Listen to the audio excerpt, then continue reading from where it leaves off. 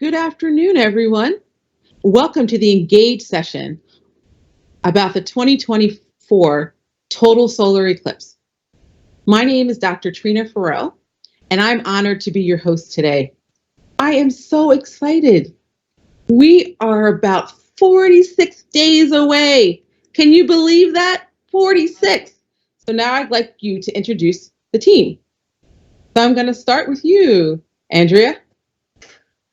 Hi, everyone. I'm Andrea Jones, and I'm the Public Engagement Lead of the Solar System Exploration Division here at NASA Goddard. Carolyn.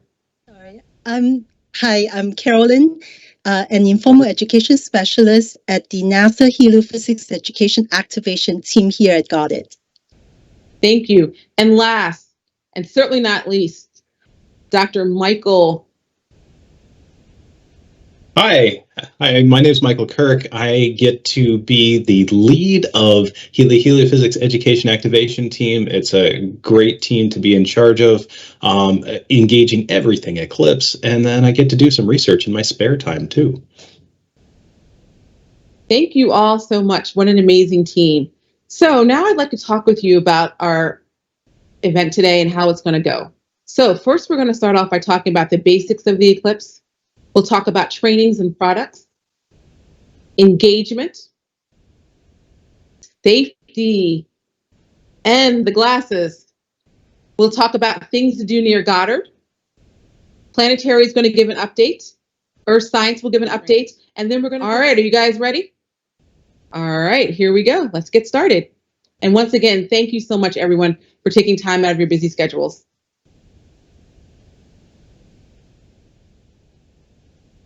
All right, so I would love to tell you a little bit more about the basics of the eclipse. So we have an eclipse coming up. Did you know that? So this eclipse is happening on April 8th, so just a few weeks away from now. And it's something that NASA has really been looking forward to for years. I will personally say I've been looking forward to this event since 2017 eclipse, the last total solar eclipse that swept across the United States. If you were involved at that point, you remember it swept from the West Coast all the way to the East Coast, and really engaged the nation. We have the opportunity to do that again this time.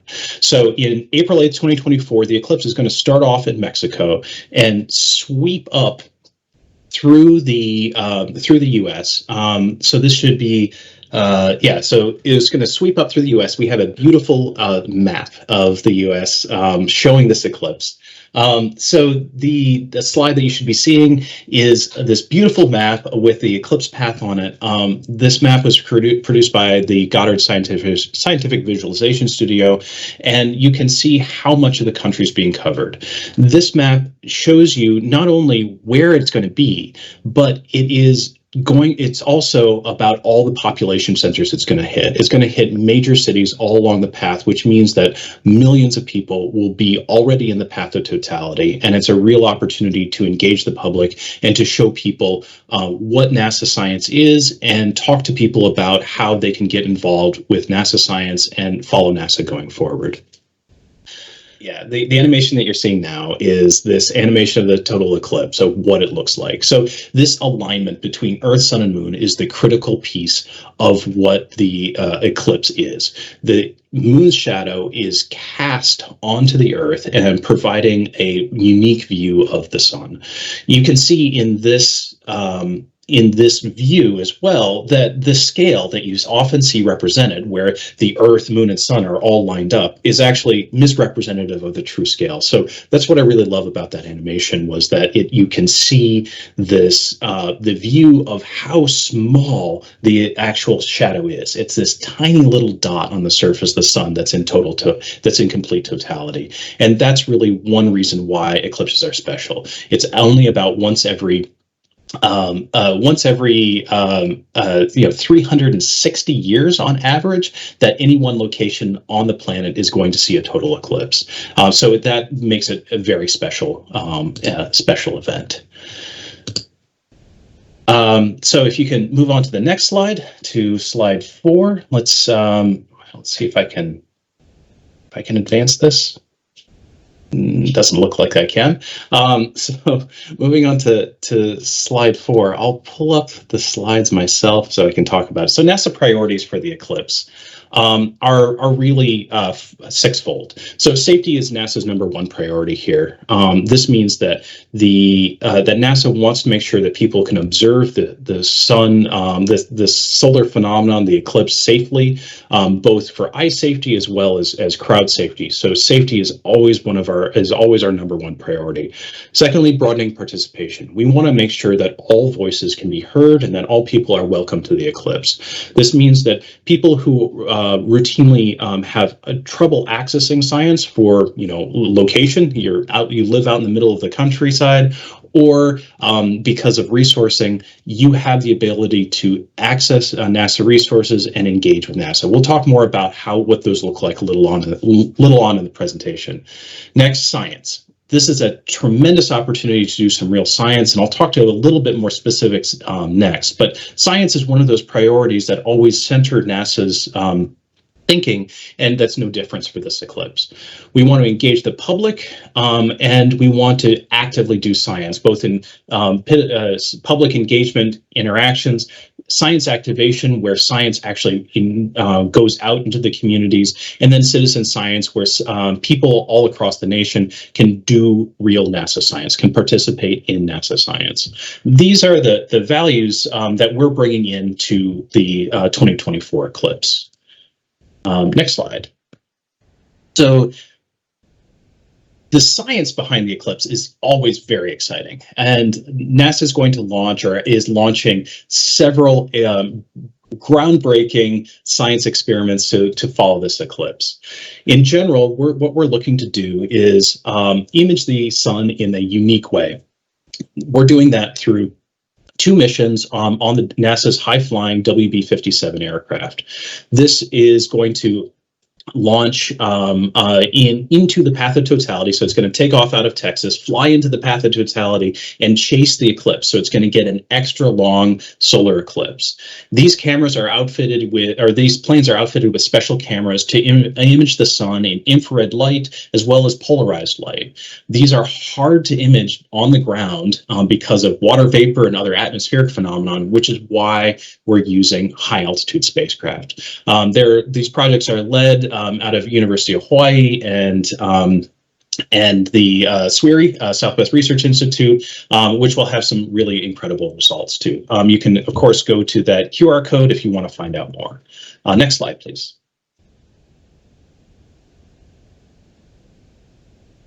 So the sounding rocket campaign is also launching to capture a sounding rocket campaign to capture this eclipse.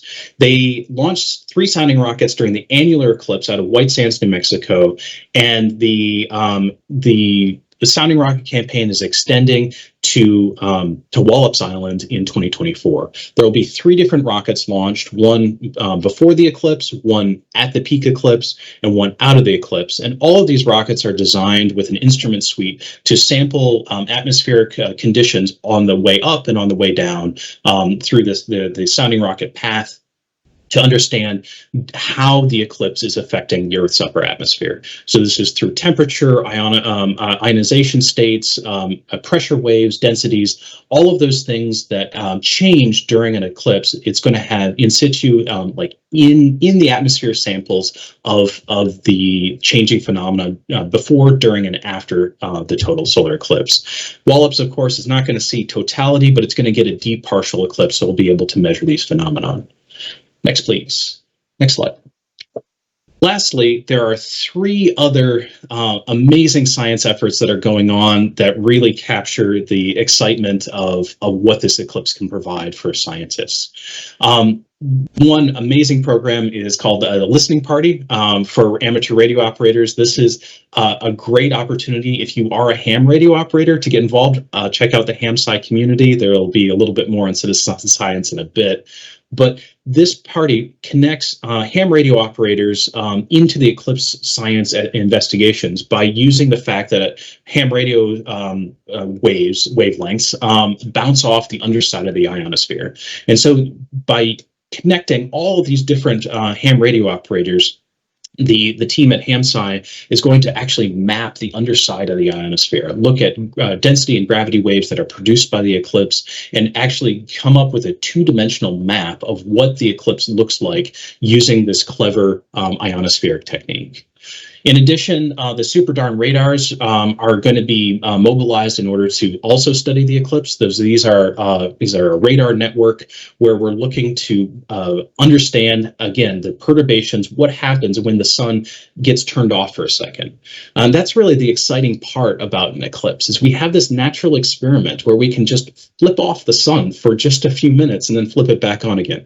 I'm using that sort of metaphorically, but the idea of being able to observe that sun and earth interaction during an eclipse is special. It's a really special time, and we can understand how the sun impacts the earth tremendously by utilizing it.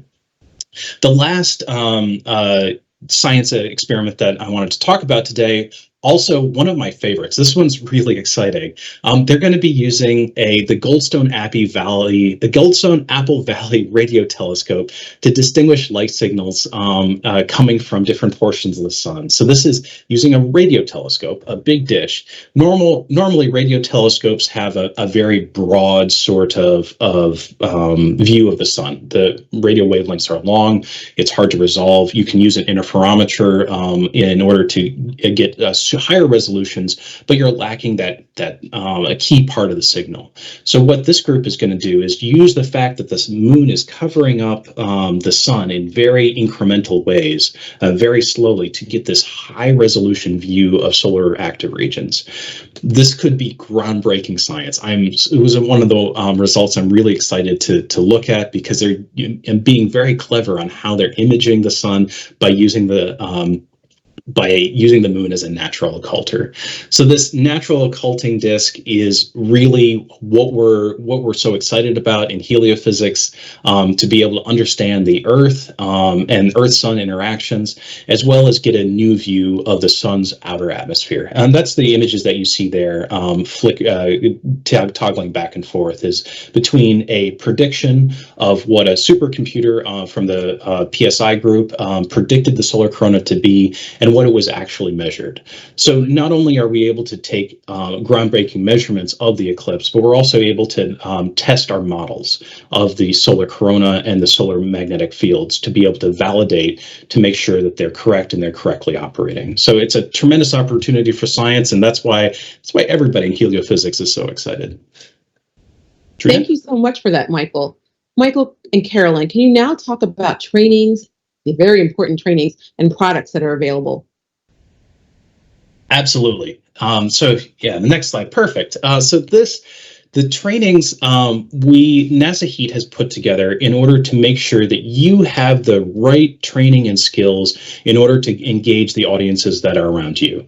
So that means that if you are involved in school groups or church groups, or you just want to talk to your neighbors, or maybe you have a whole stadium of people that you're going to address, that you have the right training to be able to confidently talk about the solar eclipse, so that you don't just have to remember the words that I'm saying to you right now, but you can go back and review. You can learn in depth about these science experiments, about the safety messaging, about all the different aspects that NASA is concerned about in one place. So Saturn is NASA's internal training module, and these Saturn trainings are going to be released any day now. We're just finalizing the few edits. We'll make sure that everybody in the Goddard community, actually in the NASA community, it's going to go out agency-wide, will have access to these trainings and will know about them. So we'll get the message out everywhere. Don't worry, you're not going to miss it.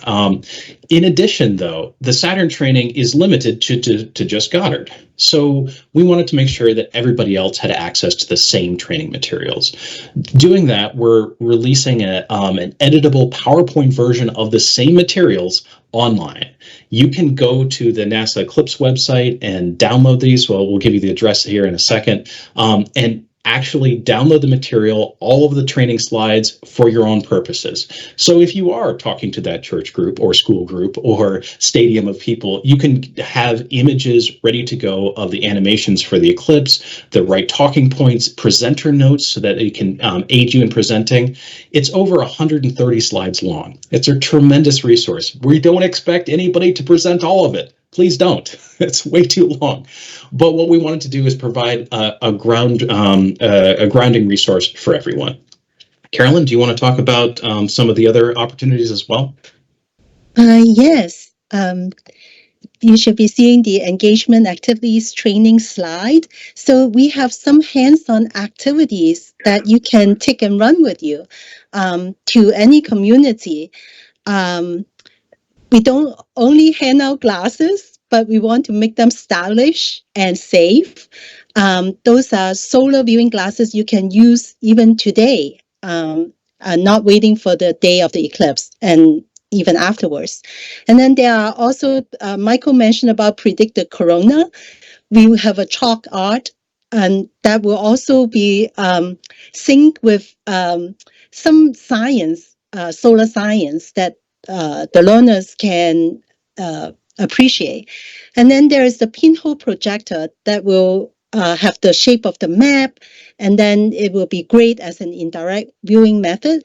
And then also the popular and fun UV beads turning it into a bracelet. It's like a UV light detector tool. And there are more activities that our colleague Christina Malott will step through with you during a 1-hour training. It's not too late to sign up. It started on Valentine's Day and it will run through March 20th on every Wednesday at 4 p.m.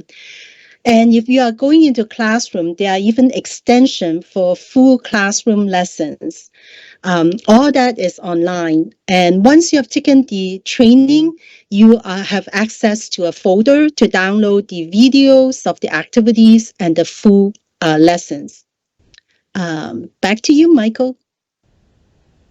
Yeah, thanks, Carolyn. So these activities really provide a way for you to have hands-on activities to engage those audiences, and these are for learners of all ages. So it's great for kids, but it's also great for adults too. I had a lot of fun decorating my own eclipse glasses. I had a great time predicting the corona, so it really is for learners of all ages.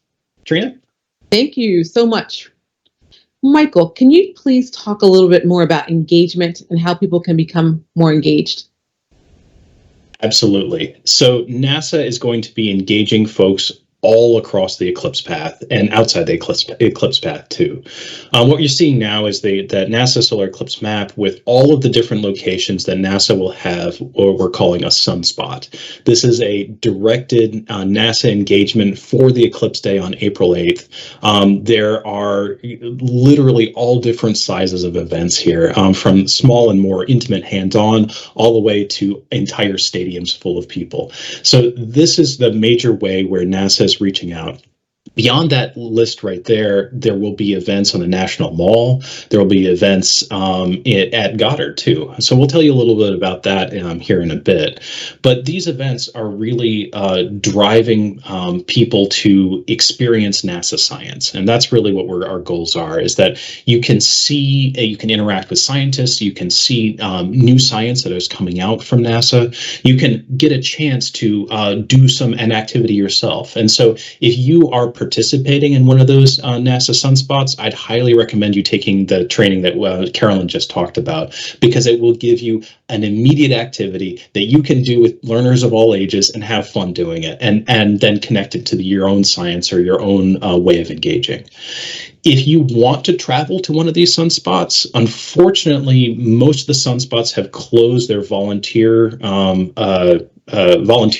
portals. That being said, there are still ways to engage people. I would encourage you to reach out to the mission that you're supporting and to see if it's within scope and budget and scope of the mission. So NASA headquarters has put out a directive saying that it is possible for you to do education and outreach for the eclipse as long with mission funding, as long as it's not interfering with other mission priorities and it's in scope within the mission. So reach out to talk to your program officer if you're looking for funding. So implicit in that is that Goddard does not have any sort of special eclipse travel funds. I'm sorry. It would be great if we did. It's not in the cards this year. So we're looking for missions to partner with the Eclipse events in order to get people to understand the mission, understand the science, and really outreach into the community. So go.nasa.gov/eclipse. You can go and see all of the NASA sunspots, these listed here, as well as other engagement sites, other speaker sites, other places where NASA personnel are going to be. There's a long and growing list that the NASA Eclipse website is going to stay updated with all of those event locations. And so if you are looking to engage in a location, that's where you can find a location near you. Next slide, please. So this is all part of a bigger effort through heliophysics called the Heliophysics Big Year. Heliophysics Big Year started off in October, this past October, with the annular eclipse. Of course, our main event is the total solar eclipse in April. But then following that is going to round out the full year in December. Actually, it's more than a full year if you're keeping track. It's a big year. In December with Parker Solar Probe's perihelion, humanity's closest approach to the sun. So these events are really a bigger effort to get people to interact with their community. So there's the eclipse efforts, right? That's one part of it. Then the science missions and engagement is one of those other of the three legs of the stool.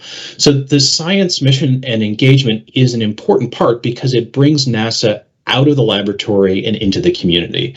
So this Heliophysics Big Year is a way for, it's a way for us to challenge the public to think about the sun, think about the sun-Earth relationship, and think about how the sun exists in the solar system, in the universe. We're looking to engage on all different fronts here in all sorts of events. The citizen science component, which is the third component of this, is also essential. Citizen science is an effort for people to contribute, average people across the country, to contribute to NASA science in a real and meaningful way. And there are a tremendous number of opportunities to get involved in NASA citizen science too as well. So between Eclipse efforts, missions and engagement, and citizen science, this rounds out sort of the Heliophysics Big Year. If you go to the next slide, you can see some of these themes that we're running on too. So each month has its own theme that we're putting out messaging on. NASA Communications is making fun stories and interactives to engage the public on these different ideas with the overarching theme that the sun touches everything. It touches all of the aspects of our life. Our colleagues in planetary and earth sciences might disagree, but the sun, to me, is really at the center of the universe. Kidding, of course. I know it's not, but to me, it really is. It touches everything. So, in March right now, or February right now, we're experiencing fashion. How does sun impact fashion? I've had a lot of fun thinking about this, and I've, actually made me go through my drawers and think about what T-shirts I have that have sun or sun-related things on. It's actually like 5 or 6. So, the sun definitely touches my fashion.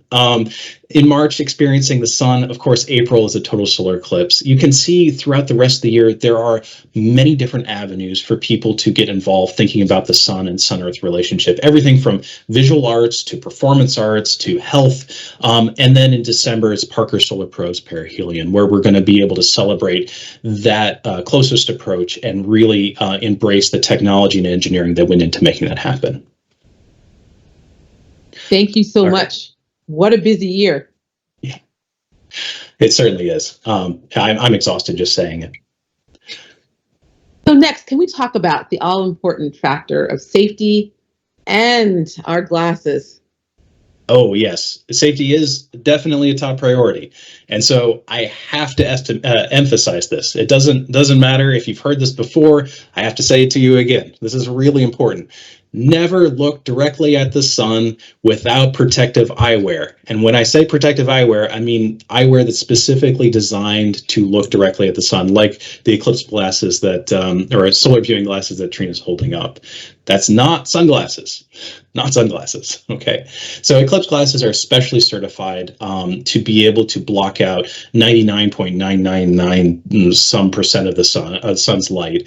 as well as what's really important here is the UV and infrared light as well. That's incredibly damaging to your eye. And if you just have a straight filter, like, you just put some smoke on a glass like they did in ancient times, it doesn't block the right wavelengths of light that can damage your eye. So having appropriate eyewear is essential, except one little asterisk right there. If you are in the path of totality during a total solar eclipse and the sun is entirely covered by the moon, then please take off your eclipse glasses or your solar viewing glasses and look directly at the solar corona. That is what's so special.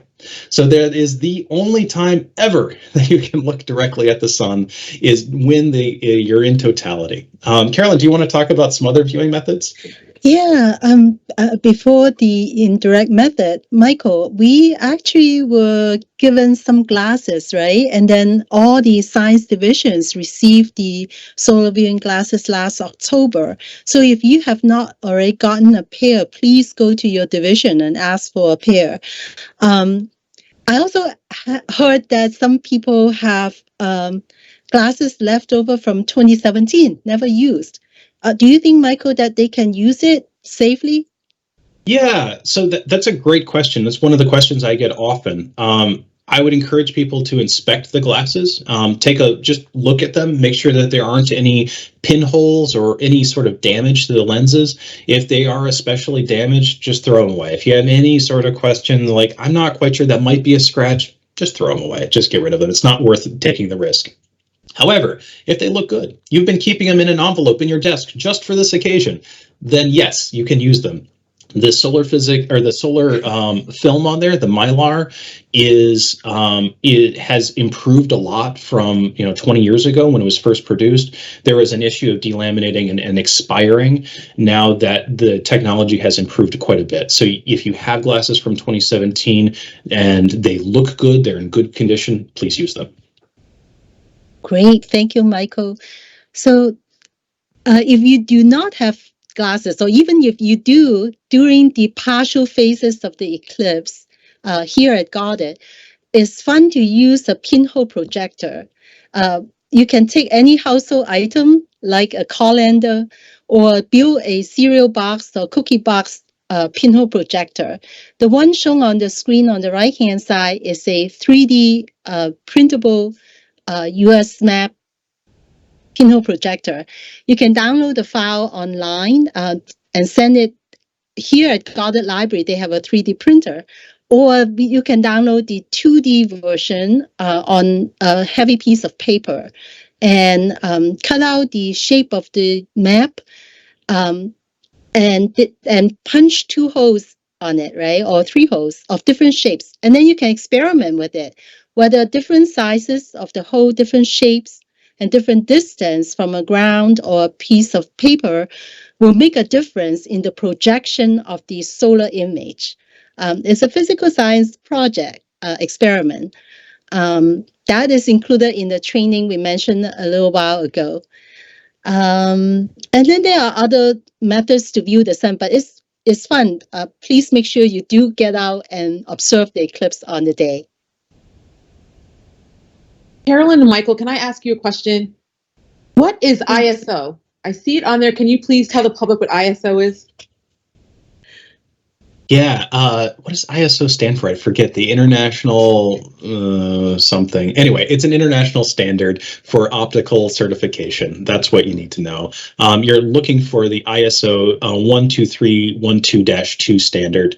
That is certified to not only block the bright visible light, but also the UV and infrared. Thank you. Trina, I see a great question in the chat. Can a 3-year-old be given a pair of glasses? What do you think? What would be a good advice? So there are 2 things. One is it's hard to keep. I have a 2.5-year-old at home, and it's hard to keep them in anything. I don't know about your 3-year-old, but like I put a hat on him and he pulls it off immediately. So I would recommend that giving glasses to a 3-year-old is going to be difficult.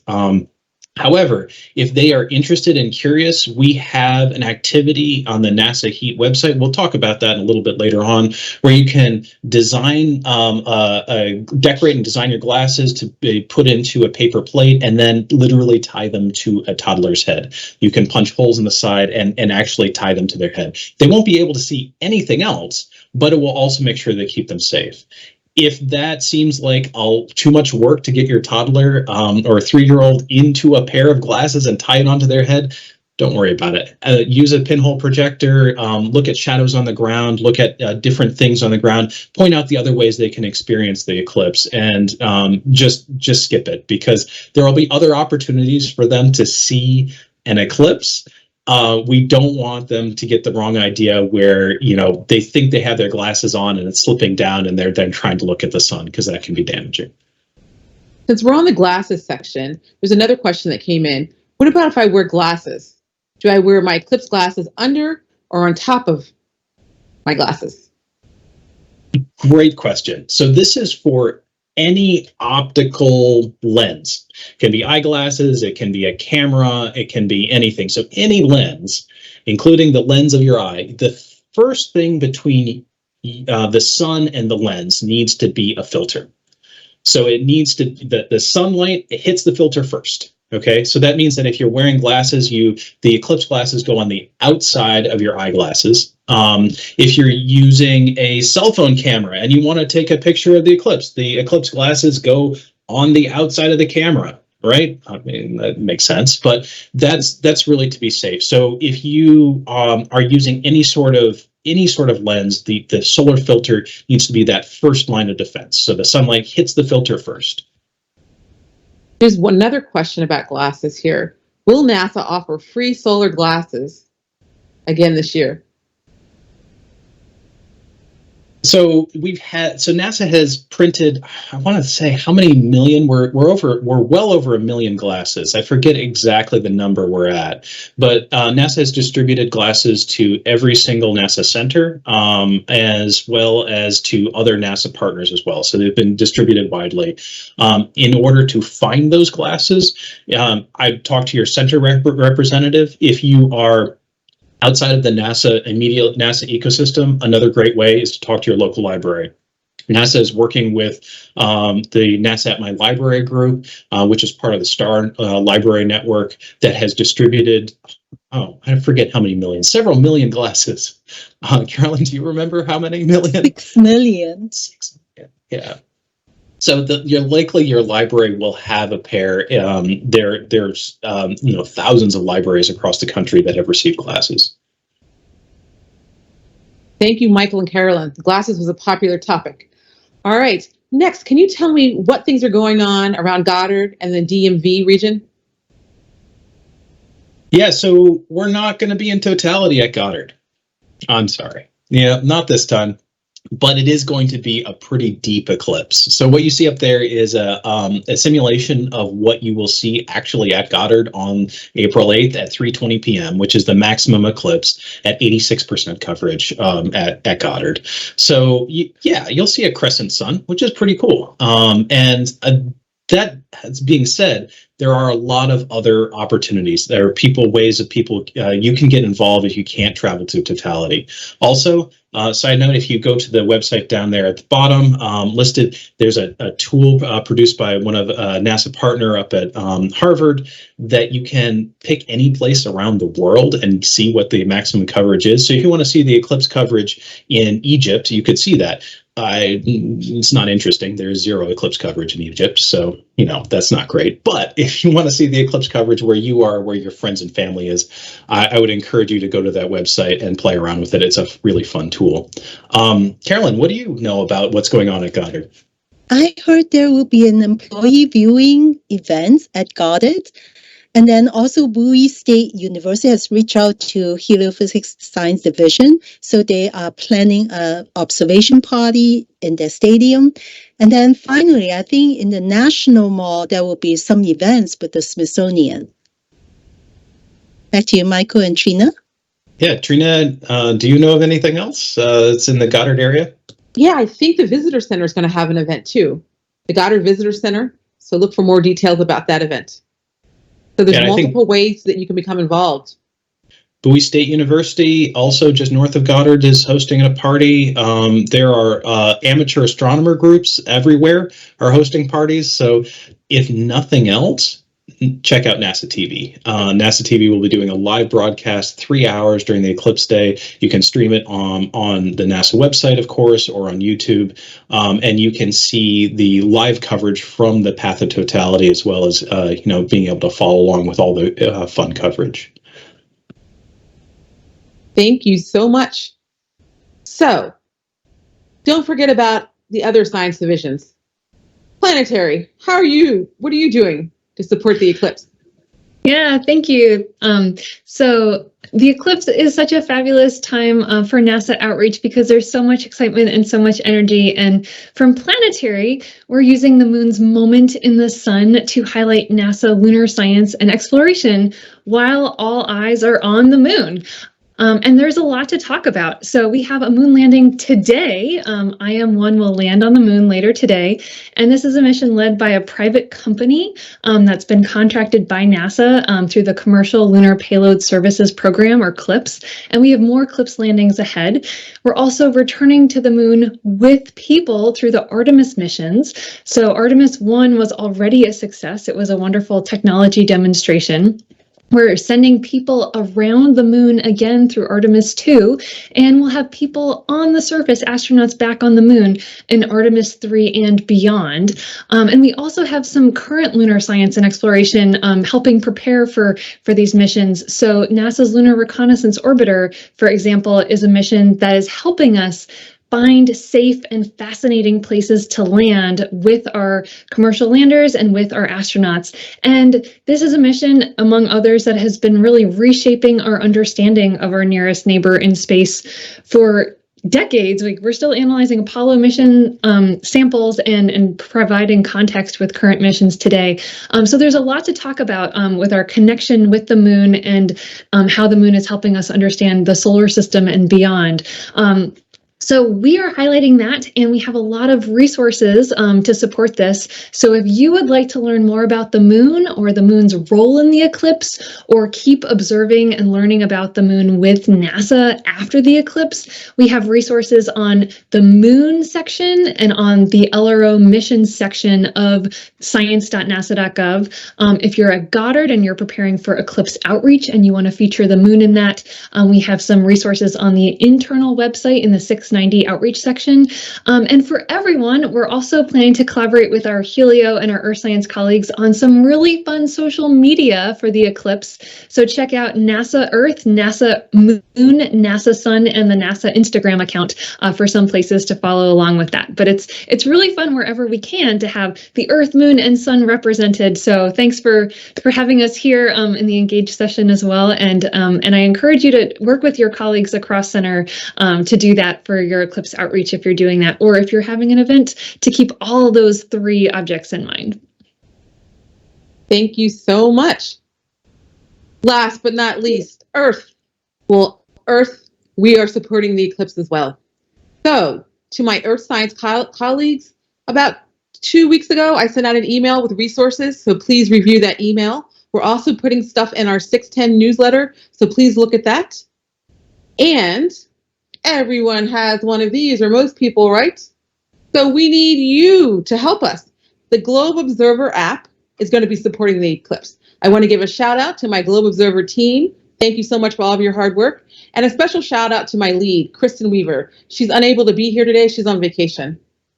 But with the cell phone, you can use either an iPhone or an Android phone. You can help us become a volunteer scientist. You can observe how the eclipse changes atmospheric conditions near you by reporting on clouds and air temperature.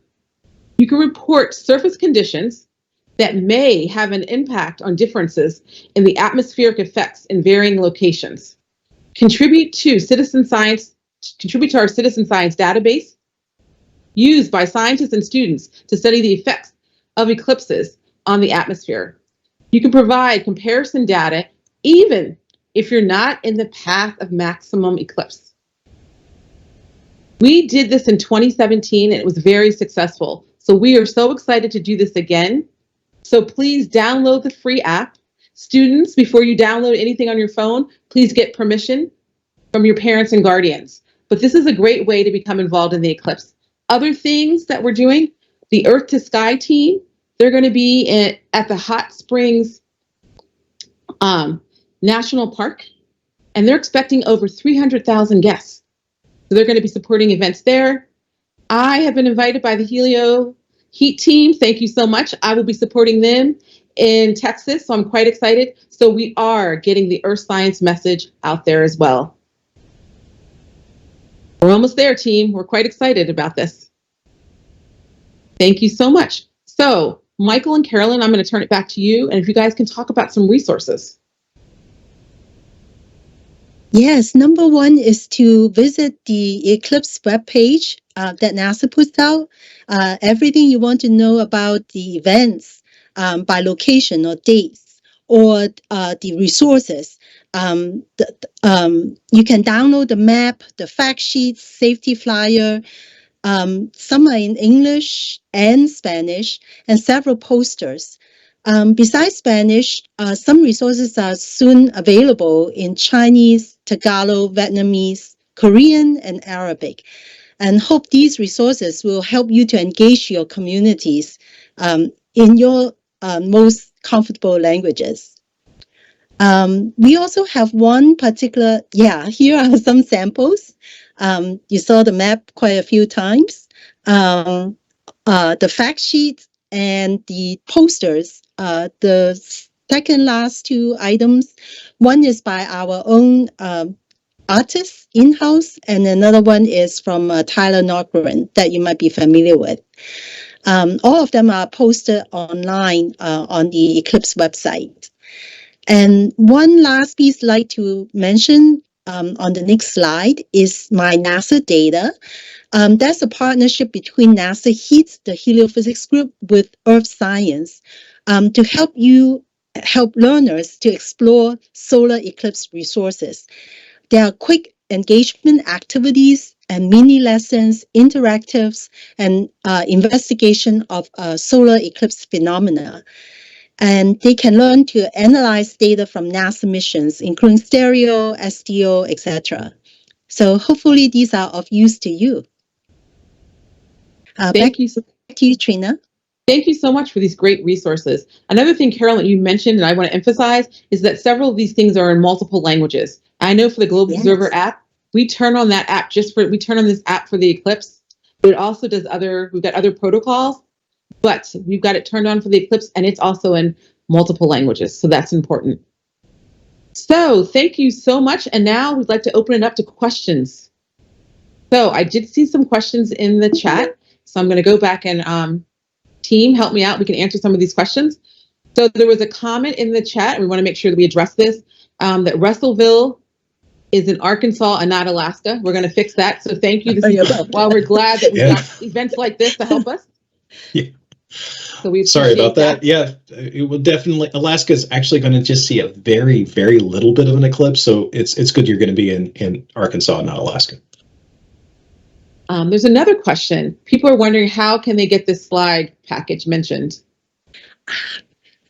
And how do we go about obtaining that slide package that we've mentioned? So the public downloadable slide is already posted on the Eclipse website. If you go to resources, that's the number one icon you'll see. If you take the Saturn training at the end, I think you can also download the slide deck. And then for the engagement, the hands-on activities, once you take the training, then the 6 or 7 activities, you will be able to access the full activity plus the videos. Great. So there's a question that I want to ask. I really don't want to put it out there, but I'm going to have to ask it. So what happens, Michael and if we don't have the best weather? I don't want to put it out there, though. We're going to have great weather, but just in case, I want to be safe. I just sit and pout and cry in a corner. I think that's no. So yeah, weather is of course a huge factor because it is April. There are lots of clouds across the country. I think the climatological cloud forecast for the Mexico-Texas border, which is the clearest skies in the country, is slightly better than 50% chance of clear skies, which isn't great. That's not a great odds. And then, of course, it decreases from there all the way up into New England, which is likely to be cloudy. So a couple things in our favor, right? We have an El Nino year, which means that the jet stream has been pushed down a little bit. So hopefully we'll get some cold Arctic air pulling in, making it clear and cold instead of cloudy. That's a hope. But if it is cloudy, definitely tune into the NASA broadcast. NASA will have telescope feeds from across the eclipse path that they'll be doing a live stream of. We'll have engaging activities. So tune into NASA TV. Also, if you're on the eclipse path, you will actually see it get dark outside. Even if it is entirely overcast, it will still get dark outside. So if you do make the trip to the path of totality, I would encourage you to go outside and still experience totality, even if it's entirely cloudy. It's worth the experience.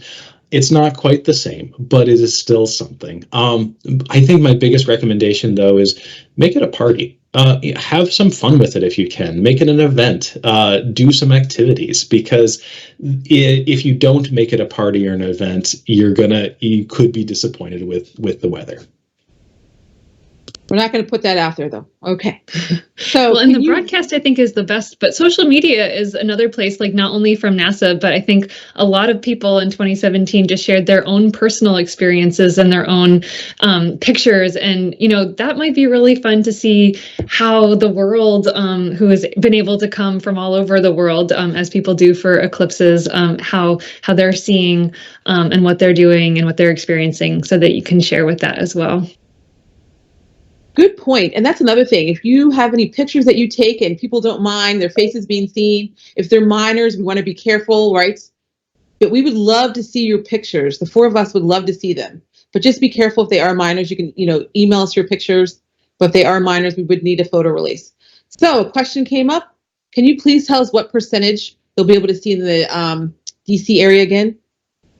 Yeah, it's 86% at Goddard, so probably be like 87% in DC proper, like on the National Mall. So mostly covered, but there's still a good crescent sun there. So you have to use safe viewing methods the entire time. There's no chance of being able to look at the sun directly. Great. Well, thank you. So I'm going to check in with colleagues. I want you to, if we could end by just saying one or two things. What does the eclipse mean to you? I'm going to start with you, Andrea. Oh, well, what does it mean to me? Well, I think it's, again, just a really fabulous celestial alignment, and the idea of like experiencing that myself, but also with a community around me. I like to think of it as a great test of the scientific method. I mean, so many of us are planning trips to the eclipse path, knowing that at this time on this day, we're going to see the moon blocking the sun, and then it happens, and it's right. And because some fabulously smart people with terrific calculations have predicted this, and then it will come true. It's something that is outside of my skill level, but I love trusting in others who are in the scientific community, who have provided these calculations and these predictions, and then I get to test their hypothesis and experience it. And it's just so much fun. In 2017, my daughter was 2.5, and she just ran around yelling, yay, yay, yay, yay, yay, yay, yay, yay. And I just can't wait for, thousands of people to have that same moment in their own way. So really looking forward to sharing this with you all. Thank you. Carolyn. Eclipses have been mesmerizing for me. I was very blessed to have seen it in 2006 in Turkey, 2008 in China, and then 2017 in Southern Illinois University. It's true that the sun touches me every day. Started as a high schooler, I read about sunspots. I still remember in 2006, that was during the solar minimum. And for 3 months, there was 0 sunspot. And on the day of the eclipse, through the telescope, we actually saw 3 sunspots. And there's a, wow, this is amazing. So I can't wait to see the 2024 eclipse in April. Another thing I noticed was the shadow band from 2017. Against a white background on the floor. And you can see like the bottom of a swimming pool.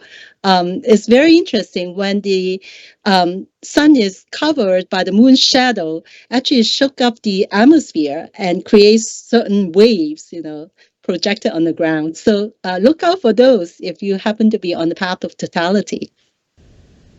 Thank you. Michael. Yeah, this is a tough one for me because it means so many things.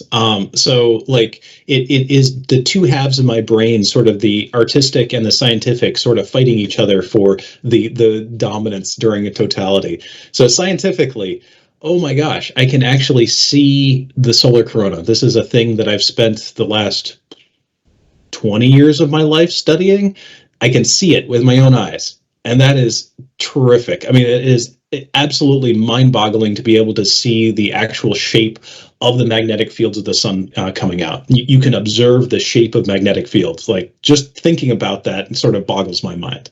So scientifically, it's amazing. Again, thinking about that sun-Earth relationship, it really puts it into context too. You can feel that sun-Earth relationship. And I think that's where it comes into a little bit more of the artistic side. Experientially, it is absolutely gobsmacking. I can't use enough superlatives to say how amazing of a natural phenomenon it is to see. It's addictive even. There are people that spend thousands, tens of thousands of dollars to see these for a reason, because it is not just a neat curiosity to be able to see eclipse totality. It really makes you feel like you are in a special, unique place in the entire universe. And you are. There's no place that we know of in the known universe right now that gets eclipses like we experience here on Earth. Nowhere else. So being able to see one makes you feel incredibly special and unique and privileged to be able to be in a specific time and a place to observe this phenomenon. I remember 2017, and it will be a memory of seeing the total solar eclipse in Central Oregon that I will never forget. It's that amazing. And so if you have any reservations of, oh, I don't want to brave the traffic, it's worth it. Thank you all. For me, I'd have to say excitement and proud. First of all, I'm so excited about this. As you can see, I'm counting down the days. And then proud is an interesting word, right? I'm proud of my team, all the work that they've done with the Globe Observer app and how it's progressed over since 2017. So kudos to them. I'm also proud of NASA as an agency, right? Because we've tried different things. In 2017, I have to say I was quite excited. NASA tried some different things. We were actually at baseball stadiums and we were at zoos, right? Because for our students that are online, animals behave differently during the eclipse. So that was kind of exciting. So I was proud of that. And then this year we've taken a different focus, right? We're actually going to be at the Indianapolis Speedway. Who would ever think of that, right? So just to draw in different populations to get involved in the eclipse. So that's what I have to say. But in closing, I want to thank everyone so much for taking time out of your busy schedules to join us today, because I know we're all busy. You could be anywhere during this time, but thank you for taking time out to be with the four of us. And I want to thank my colleagues so much for helping with this event.